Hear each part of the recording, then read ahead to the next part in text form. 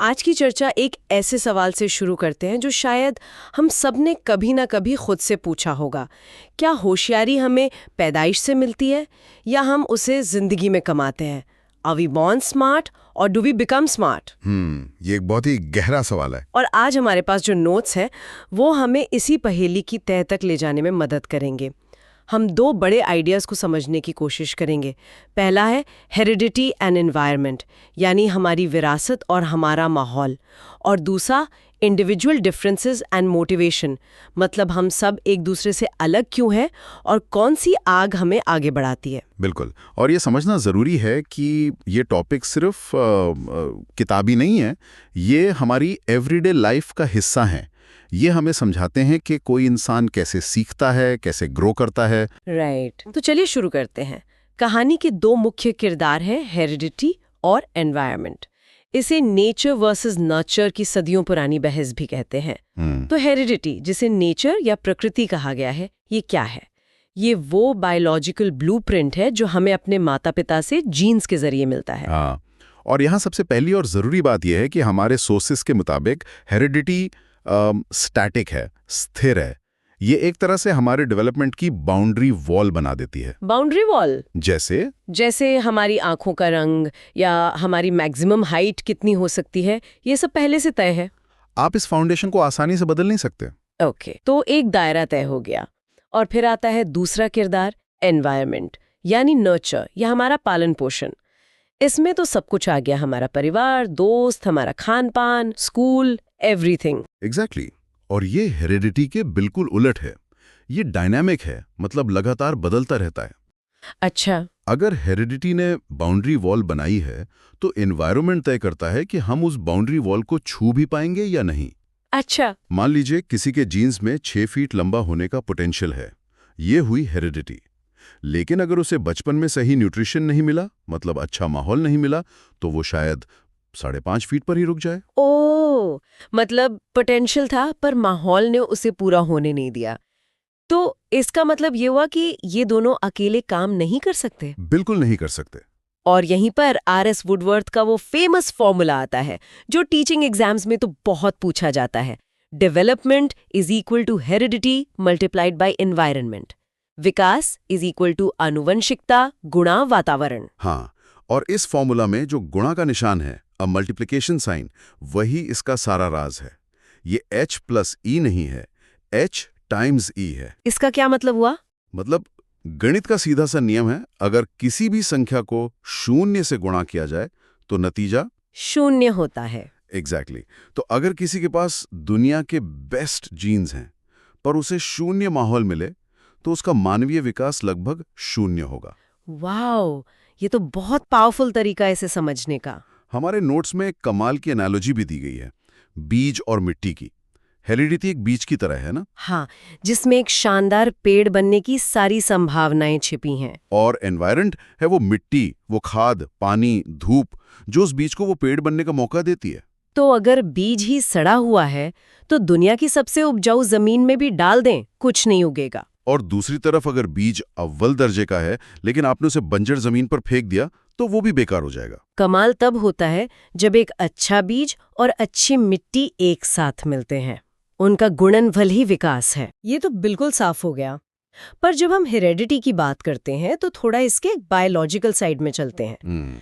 हर इंसान के सेल में 46 क्रोमोसोम्स होते हैं जो 23 जोड़ों में होते हैं। और इन 23 जोड़ों में से 22 तो स्त्री और पुरुष में एक जैसे होते हैं, उन्हें ऑटोसोम्स कहते हैं।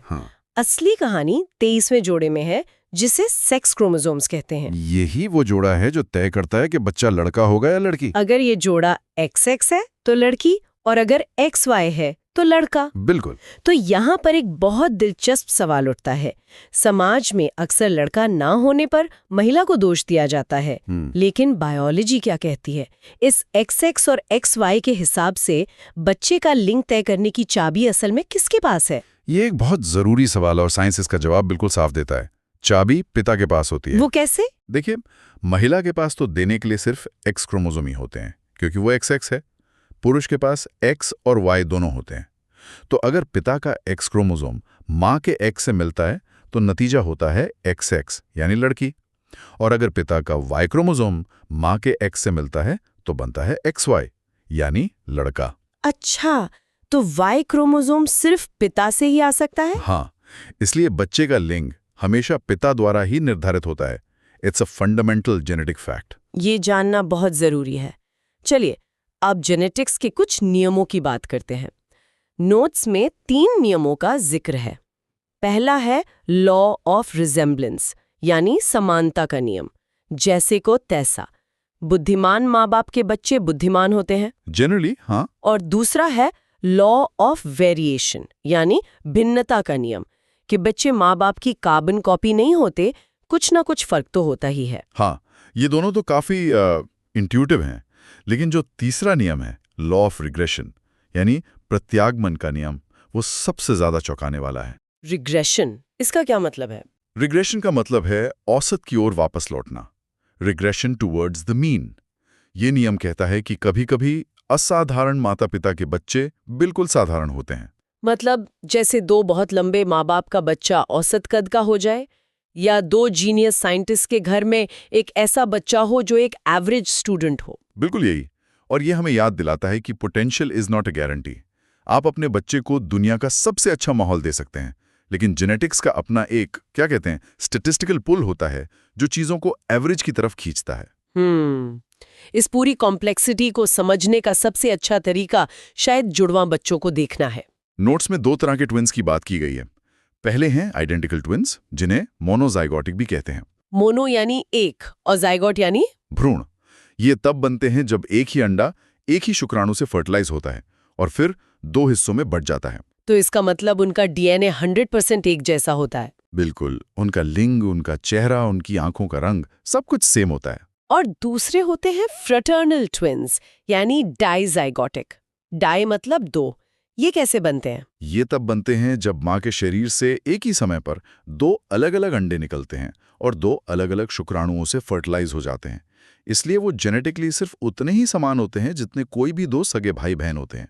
मतलब औसतन 50% डीएनए साझा करते हैं। तो उनका लिंग भी अलग-अलग हो सकता है? हाँ, एक लड़का और एक लड़की हो सकते हैं।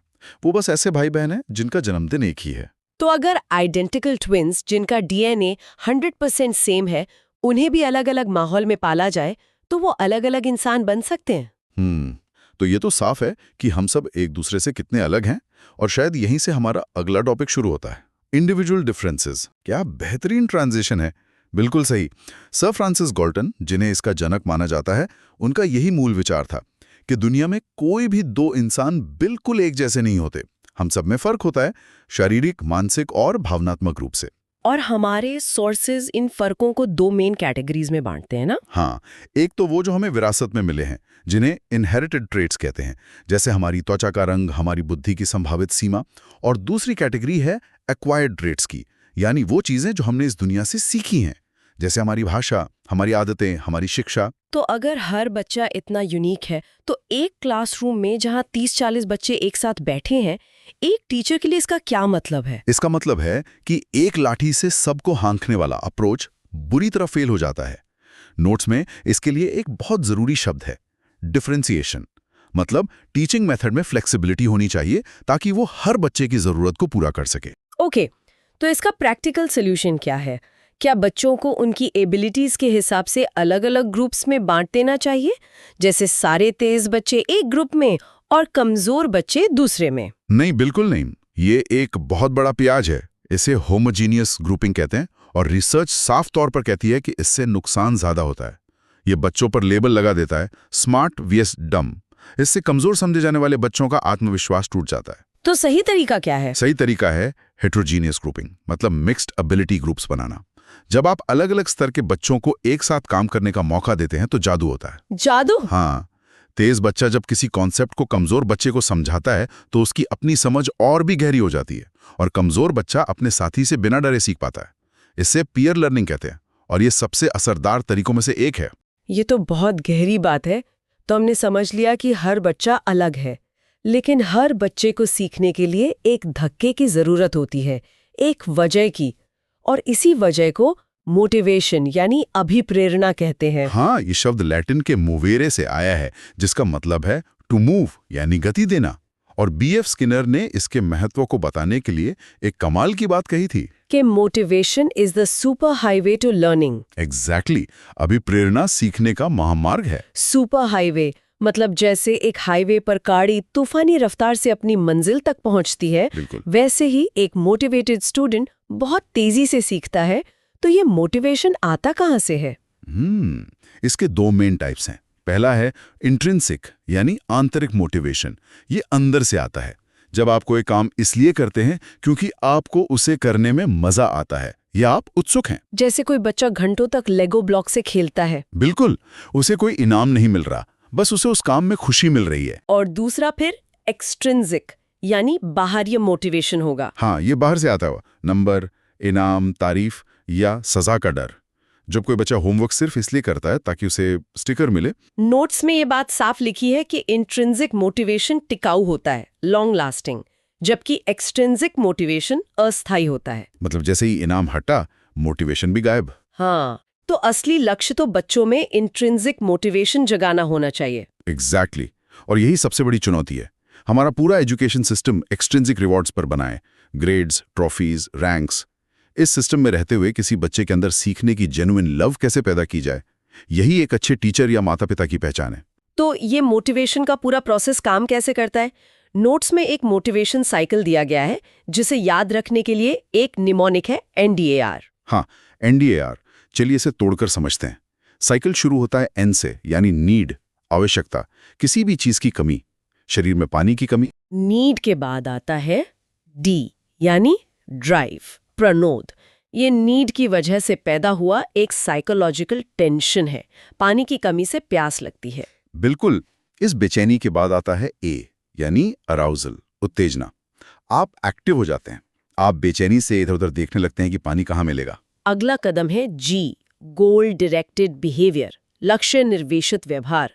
अब आप असल में एक्शन लेते हैं, उठकर किचन तक जाते हैं, पानी ढूंढते हैं। एक्शन के बाद आती है A, अचीवमेंट। आपको अपना लक्ष्य मिल गया, आपने पानी पी लिया। और अंत में R, रिडक्शन ऑफ अराउजल, उत्तेजना में कमी।